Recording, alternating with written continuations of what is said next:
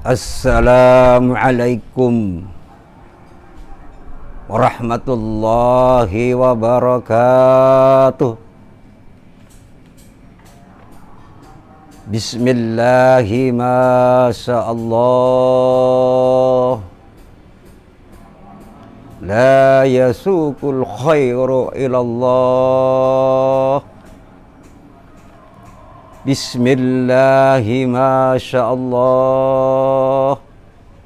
La yasrifu su'a ilallah. Bismillahi masyaallah. Makana min ni'matin faminallah. Bismillahi masyaallah. La khawla wa la quwwata illa billahil aliyil azim. Alhamdulillah. Alhamdulillahi rabbil alamin.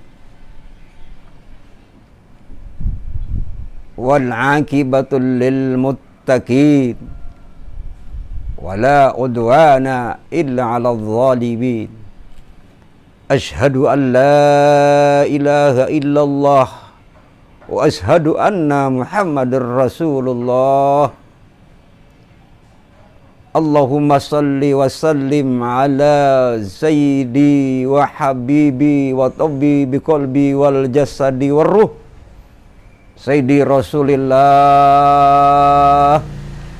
Muhammad ibn Abdillah As-Sadiqil Amin wa ala alihi wa sahbihi ajma'in, amma ba'd. Alhamdulillah, puji syukur mari kita panjatkan kehadirat Allah subhanahu wa ta'ala. Salawat dan salam kita curahkan kepada baginda Nabi besar Muhammad sallallahu alaihi wasallam. Alhamdulillah, di tahun 2020 ini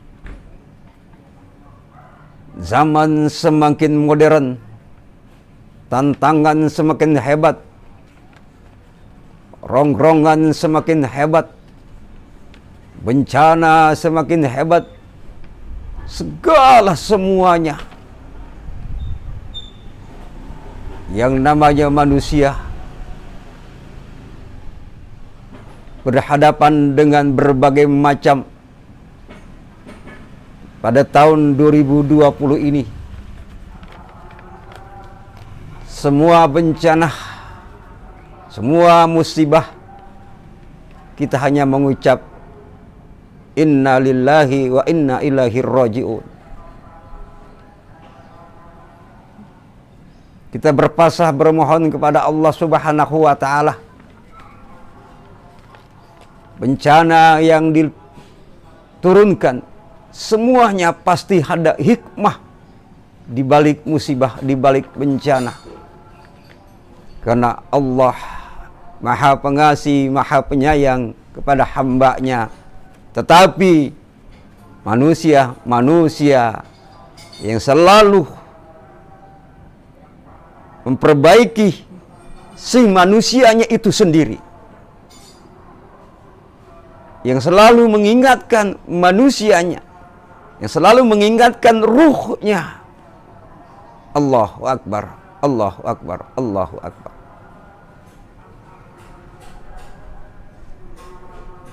Jasad kita ini, coba kita lihat, semenjak kita dilahirkan di dunia ini, jasad kita begitu indah, begitu lembut. Hari demi hari, minggu demi minggu, bulan demi bulan, tahun demi tahun, terus jasad kita berubah. Tetapi manusianya, si ruhnya itu yang ada di dalam kolbu kita ini, yang harus kita jaga, yang harus kita bentengi dengan keimanan yang kuat. Dengan apa kita menjaganya? Dengan menjaganya, kita banyak-banyak beristighfar, memohon ampun kepada Allah subhanahu wa ta'ala, agar terbelenggu, agar sampah-sampah yang ada di dalam diri kita ini agar ruh manusianya tetap di jalannya Allah Subhanahu wa ta'ala. Jamaah yang dirahmati Allah Subhanahu wa ta'ala. Sejak kita dilahirkan, kita bersih, suci, fitrah. Lalu jasad kita yang berubah, sifat kita yang berubah, karakter kita yang berubah, tingkah laku kita yang berubah, akhlak kita yang berubah, budi pekerti kita yang berubah. Karena kita tidak mau memperbarui dengan ucapan raditu billahi rabban wa bil islami dinan wa bi Muhammadin nabiyya wa rasul. Karena iman itu kadang-kadang berada di atas, kadang-kadang berada di bawah. Al-iman yazid wa yanqus. Mungkin pada saat kita berada di dalam masjid, di dalam majelis, kita katakan iman kita sedang meningkat. Padahal hati kita berbisik. Kita tidak bisa membohongi. Sebiji pasir hatimu berbisik, Allah Maha mendengar. Maka akan jadikan diri kamu tempat Allah. Tempat Allah. Bagaimana jadikan tempatnya Allah? Kita bersihkan dengan banyak ala bizikrillahi tatmainul qulub. Kita lapisi, kita bentengi ruh kita, si manusianya. Ruhnya kita bentengi dengan banyak istighfar, banyak berzikir, banyak berselawat. Agar penyakit-penyakit kita, penyakit yang ada di dalam, bersarang di dalam jasad kita, yang menghalang-halangi seluruh yang diimpit, yang dibelenggu dengan jasad yang kotor. Maka kita pernah merasakan iman kita. Benarkah saudara-saudara? Kadang-kadang iman kita itu tenang, enak, iya kan? Lagi di atas, kita katakan, kita peluk, oh hebat nih, saya lagi di masjid, saya lagi di musola, saya lagi di masjid, iman kita. Tapi kan hati kita nggak bisa dibohongi. Maka hilangkanlah penyakit-penyakit manusia. Fi qulubihim maradun fazadahumullahu marada walhum azabun alim bima kanu yakzibun. Manusia itu mempunyai di antara 9 penyakit. Mau tahu? Nih penyakitnya. Saya kasih lihat nih.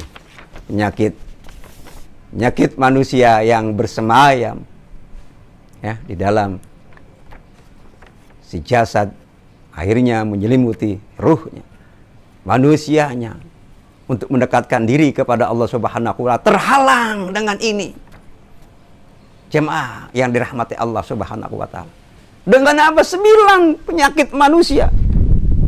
Yang pertama adalah munafik, benci, dendam, syirik, dengki, riya, sombong, takabur, musyrik.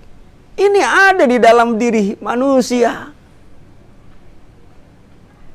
Apakah ada pada saat sekarang ini di tahun 2020? Banyak. Ini banyak sekali. Tapi 9 penyakit ini bagaimana? Ada yang mudah kita hilangkan dengan kita banyak-banyak beristighfar. Kita banyak beristighfar. Istighfar yang bagaimana? Silakan. Kita baca astagfirullah, astagfirullah, astagfirullah. Dengan sentuhan yang dekat, dengan sentuhan. Mohon kepada Allah, ya Allah, ampuni ya Allah, kaki ini ya Allah, tangan ini ya Allah, jasad ini ya Allah, yang telah ku kotori. Mohon ampun kita serahkan kepada Allah Subhanahu wa ta'ala. Dengan ucapan, astagfirullah, Rabbal baraya, astagfirullah minal khataya, astagfirullah Rabbal baraya, astagfirullah minal khotoya. Kita banyak-banyak istighfar. Setelah kita beristighfar untuk menghilangkan apa? Banyak berzikir. Ya ayyuhallazina amanu zkurullah zikran katsira. Hei orang-orang yang beriman, sebut nama Allah secara jelas, secara terang, secara dalam hati. Allah, Allah, Allah. Lalu apa lagi? Kita berselawat kepada Kanjeng Nabi besar Muhammad sallallahu alaihi wasallam. Selawat yang gampang, yang mudah.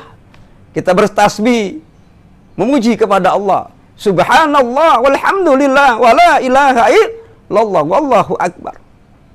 Lalu kita baca Al-Quran. Quran sekarang perdengungkan, ramaikan di rumah-rumah anak-anak kita.